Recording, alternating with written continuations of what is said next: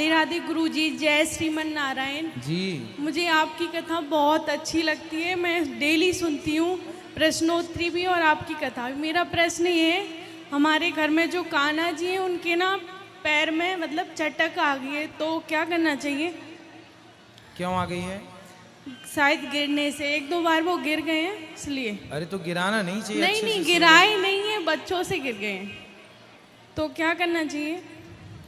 यदि ये खंडित नहीं है तो अभी पूजा करते रहिए। नहीं, अभी तक तो हम पूजा कर रहे हैं, वो चटक गए उनका पैर।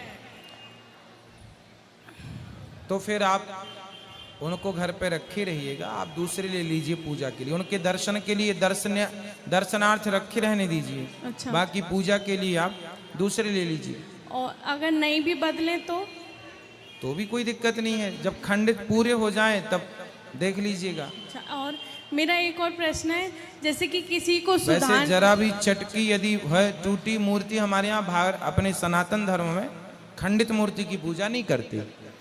अब यदि पूरी खंडित नहीं है, अर्ध खंडित है, तो आप अभी करिए, जब कभी ठाकुर जी की जो इच्छा होगी वो अपनी तो बुद्धि वैसे देते रहेंगे। उनको बदलने का हमारा कोई मन नहीं है। कोई बात नहीं, पर भगवान को भगवान की तरह रखो, खिलौना बना के ना रखो। नहीं गुरुजी, भगवान की तरह ही रखते, मैं खूब पूजा करती हूँ ठाकुर जी की। और मेरा एक और प्रश्न है कि हमें किसी को भी सुधारने के लिए कितना टाइम और कितनी बार बोलना चाहिए? कई लोग तो एक आधी लाइन में समझ जाते हैं, और कई लोग तो पूरा सारी जिंदगी समझाते रहो तो नहीं समझते। अब ये देखो कि सामने वाला किस क्वालिटी का व्यक्ति है, तो आधी लाने में समझने वाला या सारी जिंदगी वाला। मेरी शादी को कल 5 साल हो जाएंगे, तो मैं आपके पास भी लाई थी अपने पति को, वो ड्रिंक करते हैं, और अभी कुछ दिन पहले उनकी तबीयत खराब हो गई थी, 4 दिन हॉस्पिटल में एडमिट थे, और उसके बाद 4 दिन आने के बाद उन्होंने फिर से ड्रिंक कर ली, और आपको भी वचन दे के गए थे। तो मैं ये पूछ रही हूँ कि हमें कितना टाइम लगाना चाहिए किसी को सुधारने के लिए? तो ज्यादा पीते हैं कम pीते हैं? महीने में एक आध बार। तो एक आध बार पीते हैं ना। और कई बार ऐसा होता है मुझे पता भी नहीं चलती रोज है। तो नहीं पीते? नहीं, रोज नहीं। तो यदि थोड़ी सी कमी है आपके पति में, तो धीरे धीरे आप अपने प्रेम से, अपने प्यार के माध्यम से, आप स्त्री हैं, स्त्री चाहे तो पति को जाके स्वर्ग में बिठा दे, बैकुंठ में बिठा दे, और स्त्री चाहे तो ले जाए नरक की तरफ। तो आप अपने पति को हर विषय से बचा सकते हैं। मैंने बहुत कोशिश कर ली, 5 साल हो गए मुझे आपके 5 पास साल बहुत ज्यादा नहीं होता बेटा, गृहस्थी को 5 साल कुछ भी नहीं है। 5 साल ये समझो 5 दिन है, पर वो मानते ही नहीं है। गृहस्थी को समय लगता है। मैं आपके पास भी लाई थी, आपको वचन भी दे के गए थे, आपके वचन को लाई थी नहीं, लाते रहो। अच्छा। लाते क्या होता है ना कि हम एक बार सत्संग करते हैं ना तो हमारे जीवन में समझ में आता है, लेकिन हम सत्संग से हट जाते हैं तो फिर कुसंग हावी हो जाता है। सत्संग इतना करते रहो कि हम पर कुसंग ना चढ़ पाए, कुसंग हावी ना हो पाए। कुसंग पर सत्संग हावी रहेगा तो आप पॉजिटिव रहेंगे, हावी हो गया कुसंग तो आप नेगेटिव हो जाएंगे, जैसा कि आपके पति के साथ हुआ। आप जैसे आज आई हैं, आज भी अपने पति को लाना था, 1 महीने बाद आना, फिर जब लाओ पकड़ के ले आओ। नहीं गुरुजी, मेरा यहाँ मायका है, मैं अभी मायके आई थी और फरीदाबाद से आई हूँ वैसे मैं भी। तो जब भी आया करो, कोई दूर तो नहीं है फरीदाबाद? नहीं आते हैं वो, 2 घंटे का रास्ता है? हाँ। तो फिर ले आया करो, सवेरे लाओ, शाम को अपना प्रश्नोत्तरी में मिलाओ, बातचीत कराओ, जाओ अपने। इसी बहाने सत्संग से जुड़ाव बना रहेगा। एक प्रतिज्ञा हो गई ना उनकी, अब धीरे धीरे और लाओ, जोड़ो उनको, धीरे धीरे धीरे धीरे, सब एकदम से नहीं होता। अच्छा। टाइम लगता है, कुसंग बरसों से है और आप सुधारने की कोशिश 5 साल से कर रही हो, तो थोड़ा टाइम लगेगा। आपके कपड़े में भी दाग लग जाए तो एक बार के साबुन लगाने से नहीं छूटता, टाइम दो। प्यार करो अपने पति से, प्यार से समझाओ, जैसी भाषा समझे प्यार से वैसे समझाओ, लाओ।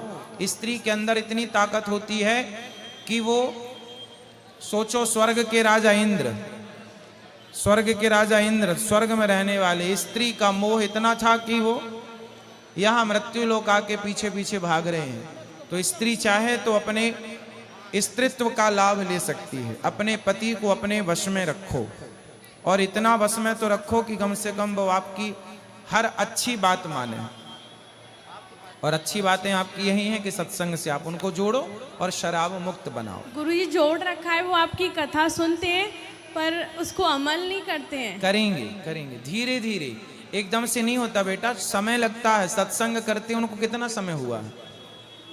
1-2 साल, 2 साल।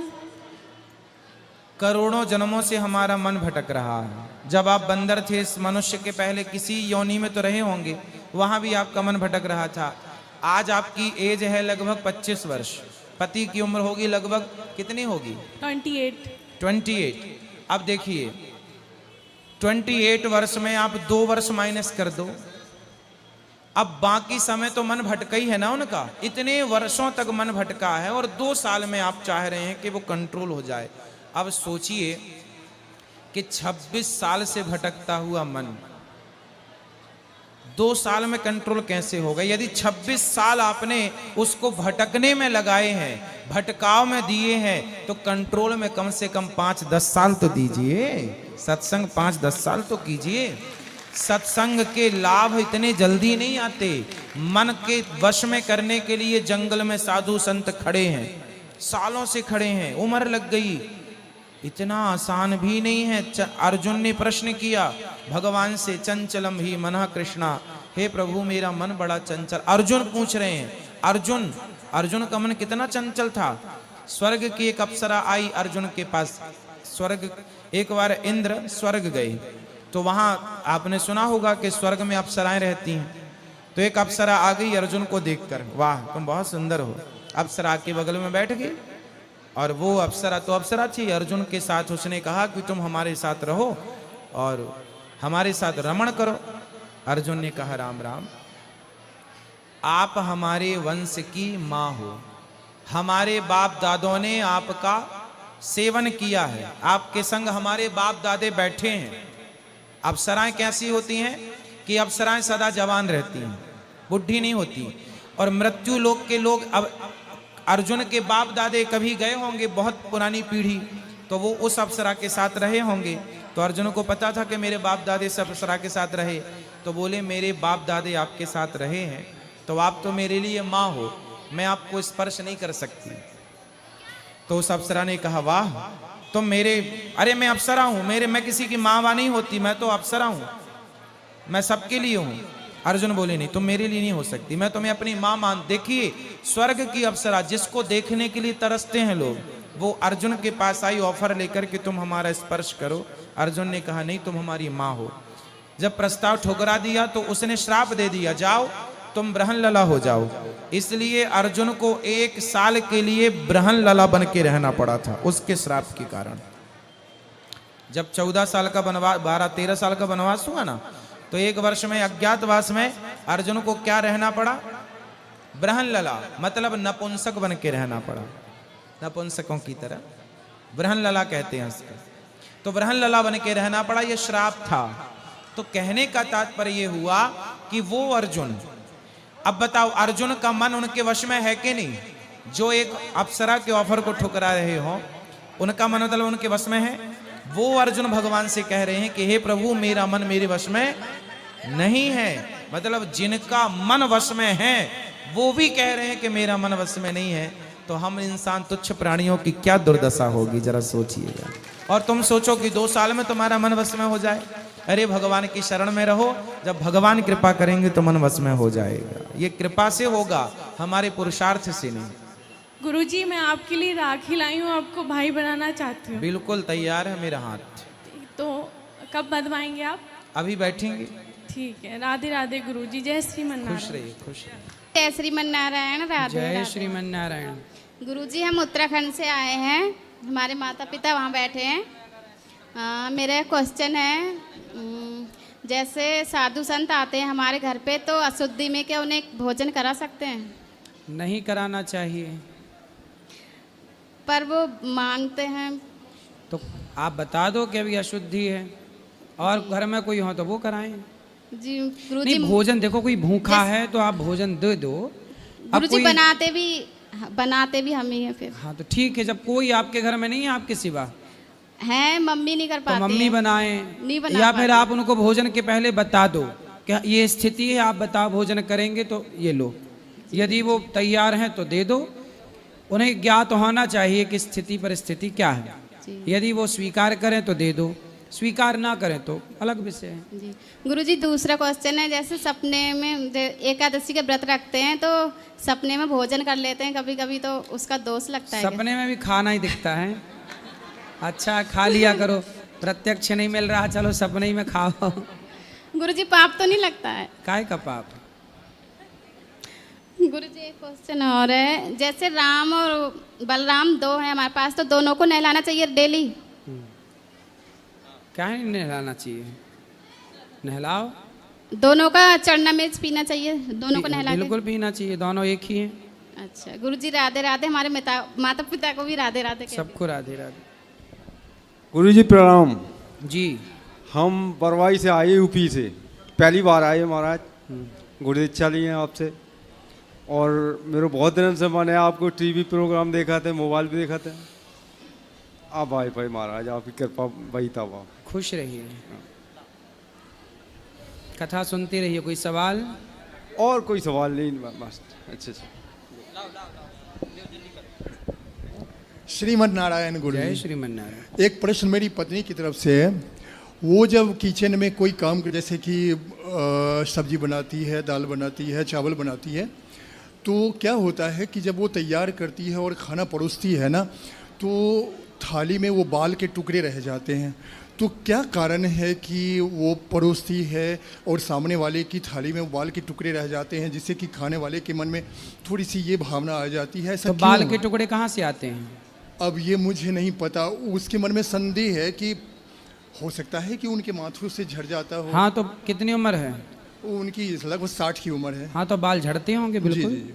तो उनको बोला कि सिर पे कुछ बांध लिया करो, वो आता जी, है जी, जी, जी, डॉक्टर वाला जो बांध के रखता है। जी धन्यवाद गुरु जी। एक प्रश्न मेरी तरफ से जी। ये जीवन के जो तत्व है, धर्म, अर्थ, काम और मोक्ष, ये मुझे बताइए कि ये क्या है? ये 4 पुरुषार्थ हैं, धर्म, जी। अर्थ, काम, मोक्ष। जी जी जी जीवन को धर्म से जीना चाहिए। जी जी धर्म के हिसाब से अर्थ कमाना चाहिए, अर्थ मतलब पैसा, जी। और पैसा कमाओ और अपनी कामनाओं की पूर्ति करके और फिर मोक्ष की तैयारी करना जी, चाहिए। जी। भगवान का चिंतन करना चाहिए, यही है मोक्ष। जी जी धन्यवाद गुरु जी। राधे राधे महाराज जी, जी कैसे हैं? कृपा महाराज जी, एक सवाल है मेरा ब्रज को लेके कि आजकल जैसे हम देख रहे हैं, सरकार ने एक पारित किया है कि बिहारी जी मंदिर कॉरिडोर बन रहा है। आपका विचार क्या कहता है? देखो, भगवान जो करेंगे बेहतर करेंगे जी। इसलिए भगवान पर छोड़ दीजिए। बाकी लोगों ने, जैसे बाहर के जो भक्त आते हैं, वो ही कहते हैं कि भाई कॉरिडोर बनना चाहिए, पर जो यहाँ के ब्रजवासी हैं, लोकल जो उनकी रिहाइश है वहाँ पे, वो ये कहते हैं कि नहीं, कॉरिडोर नहीं बनना चाहिए। यहाँ के जिनके मंदिर हैं, 200 साल 500 साल पुरानी जो सेवाएं होती हैं उनकी, उनके घर टूटेंगे, तो थोड़ा सा होता है, इस चीज़ में दुख होता है। तो आपको दुनिया सुनती है, तो मैं एक सवाल लेके आया हूँ कि आप कुछ बोलें ब्रजवासियों की तरफ से। देखो, दुख की बात तो है, जब किसी का घर टूटेगा तो दुख तो होगा ही होगा। जी। इसलिए तो हम कह रहे हैं कि भगवान पर छोड़ दीजिए, क्योंकि भगवान सबके सुख दुख देखते हैं। जी। भगवान कहीं ना कहीं सबका भला करेंगे। भगवान अपने भक्तों के साथ कभी बुरा नहीं होने देते। इसलिए जब तुझसे ना सुलझे तेरे उलझे हुए धंधे, तब भगवान के इंसाफ पे छोड़ दे ए बंदे। वही तेरी मुश्किल आसान करेगा, जो तू ना कर सका वो भगवान करेगा। इसलिए भगवान पर छोड़ दो। ठीक है महाराज जी, वही राधे है राधे। सोई जो राम रचि राखा। गुरुजी राधे राधे। जी। गुरुजी हम बहुत परेशान हैं, हम कई 3-4 दिन हो गए आपसे बात नहीं है पा रही हमारी। हो रही है, बताओ। गुरुजी हमारी 20 साल शादी हो गई, हमारे पति ने दूसरी लेडीज से सम्मत बना लिया। हमारे 2 बच्चे हैं, एक बेटा एक बेटी। हम अनपढ़ थे, हमारी बेटी ने हमको बताया था गुरुजी, अब इस उम्र में हम कहाँ जाएं? जब जाते हैं हमको 4 बार चले गए, हमको धक्के दे के घर से बाहर निकाल देता है। तो पति आपका उसी औरत के संग रहता है? उसी के साथ रहता है गुरुजी। तो वो औरत कहाँ की है, कौन है? वो मथुरा की है गुरुजी। अच्छा, तो वो पहले से आपको जानती थी, आप उसे जानते थे? नहीं, सब कुछ ठीक ठाक चल रहा था। नहीं, वो औरत को आप जानती थी पहले से? नहीं जानती थी गुरुजी। मेरे हाँ। बेटी ने बताई थी गुरुजी। तो मेरे पति को। कहाँ मिल गए उसको? मेरे पति बल्लमगढ़ में अपना मकान बनना है गुरुजी। भरतपुर की रहने वाली हूँ, उसी वहीं ससुराल है, वहीं पे पियर है भरतपुर में। मैंने जैसे तैसे मकान भी बनवाया। अब मेरे को ये पता नहीं कि ये क्या हो जाएगा मेरे साथ में गुरुजी। तो कब से रह रहे हैं पति उसके साथ? 2 साल हो गई गुरुजी। तो उसका शादीशुदा है? कैसी है वो लड़की, महिला? नहीं, उसको आदमी चला गया है छोड़ के। नहीं, कहाँ? उसका भी आदमी चला गया? उसका चला गया है, अब मेरे को नहीं रखना चाहता तो है उसका गुरुजी। आदमी चला गया तो आपका आदमी भी उससे आपको छोड़ के उसके पास चला गया? नहीं, घर पे ही रहता है, मेरे को नहीं रखता है गुरुजी। तो आप उस महिला को समझाओ कि तू क्यों मेरा घर बर्बाद कर रही है। समझा दिया, सास ने भी बोला, ननद ने भी बोला, तो सबने मिल करके नहीं मेरे को आरोप लगाया है और मेरे को मारा है। सास ने और ननद ने भी। मतलब ननद और सास चाहती हैं कि उसके साथ चक्कर चलता रहे? चाहती हैं वे। तो आप जाओ और उस महिला के 3-4 दांत तोड़ो। और तो मेरा घर बिगाड़ रही है कल मोही। गुरुजी, उसने तलाक का केस भी डाल दिया है 12 सेक्टर कोर्ट में। तो मैं तलाक देना नहीं चाहती। मैं नहीं, तो आप तलाक मत देना, उस डायन को तुम जाके सबक सिखाओ। गुरुजी, मैं कमजोर हूँ ना, इसलिए मेरे को नहीं पीट पाएगी वो। तो आप नहीं पीट पाओगी? नहीं तो पीट पहले खा पी के तगड़ी हो जाओ। मेरे पापा नहीं है गुरुजी, मम्मी है बड़ी बूढ़ी, मेरे पियर बारे कोई नहीं है। तो वो महिला हट्टी कट्टी है? हाँ, लंबी ठाड़ी है, खूब तगड़ी है। मिली हो आप उससे? हाँ, मिली हूँ। तो उसको समझाया नहीं? समझाया गुरुजी, वो नहीं मानती है। कंपनी का मैनेजर है, 35,000 रुपया महीने कमाता है। कौन? आपका पति? हाँ। और वो महिला? वो महिला भी कंपनी में लग रही है। उसी कंपनी में? दूसरी में वो निकलवा दी वहाँ से गुरुजी। तो मतलब अब जहाँ जिस कंपनी में वो महिला काम करती है उसी कंपनी में पति काम करते हैं? हाँ। तो कंपनी एक हो गई है। तो गुरुजी, मेरे को पता नहीं था, मैं तो अनपढ़ थी गुरुजी। मेरी बेटी ने बताई थी। आज मेरे को बेटी खिलाफ हो गई, बेटी अपने पापा की तरफ चली गई, मेरे के साथ तो बेटी बता के पापा की तरफ चली गई? कैसी बेटी है? बताओ गुरुजी, कैसी बेटी? 18 साल में बेटी चल रही है और 16 साल में बेटा चल रहा है मेरा। तो बेटी पापा की तरफ क्यों हो गई? मेरे पे पैसे होते तो मेरी तरफ हो जाती वो। अच्छा, बेटी को भी जो पैसा देगा है? हाँ, मुझ पे पैसे नहीं है तो मेरी तरफ काई को होगी? वो पढ़ाएगा लिखाएगा, मैं कहाँ से पैसे लाऊं? मैं खुद जान अपना पेट कैसे भर रही हूँ गुरुजी। देखो रिश्ते कितने स्वार्थी हो गए। क्यों गुरुजी? मेरे को पता बाप नहीं। भलो ना भैया, सबसे बड़ो रुपया। बेटी माँ को छोड़ के चली गई, उसका बाप, जबकि बेटी ने बताया कि माँ आपके मतलब धोखा दे रहे हैं पिताजी, और फिर पिता के साथ चली गई। वो पिता के साथ रह रही है, आपको छोड़ दिया? बात भी नहीं करती है जहाँ सकते तो। क्यों बात नहीं कर रही है? बात नहीं कर रही, ना बेटा ना बेटी, कोई भी नहीं कर रहा। बेटा भी बात नहीं करता? क्यों नहीं कर रहा है? 1 साल है गई मुझे पियर में रहते। तो आप पियर में मत रहो ना, अपने पति के पास रहो। चली गई गुरुजी, परसों वहीं से आई। और बिल्कुल पति की पतंग की पूंछ बन के रहो साथ में, जहाँ जहाँ जाओ वहीं जाओ। धक्के दे के घर से बाहर निकाल देता है, बहुत मार पीट करता है। तो बेटा रोकता नहीं है आपका? बेटी नहीं रोकता है, कोई नहीं है मेरा गुरुजी। तो पुलिस कंप्लेंट नहीं की? उसने ही की थी, तलाक का केस डाल दिया गुरुजी। तो पति ने? हाँ, पति ने। पति आपको तलाक देना चाहते हैं? तलाक देना मैं नहीं देना चाहती, मैं तो अपने बच्चों के साथ रहना चाहती हूँ गुरुजी। पर आपके बच्चे भी तो दल बदलू हैं। बच्चे भी तो उसी की तरफ हो गए गुरुजी। पियर में कहाँ पे गुजारा करूंगी? मेरे पापा नहीं है, भाई नहीं है, मेरे एक माँ है बड़ी बूढ़ी।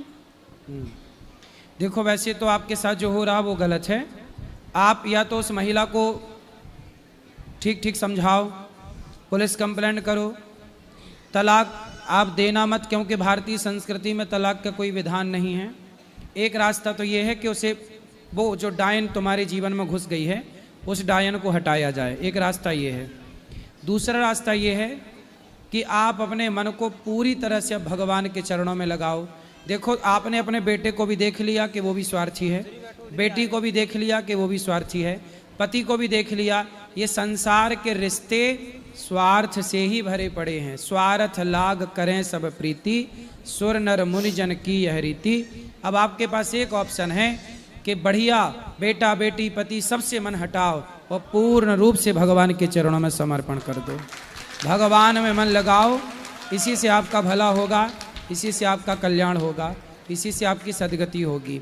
ये संसार के भोग विलास में जो पड़े हैं ये उलझ के अपना नाश ही करेंगे, कल्याण सबका भगवान ही करते हैं, इसलिए चित्त को भगवान के चरणों में लगाया जाए। ठीक है गुरु जी, अब मैं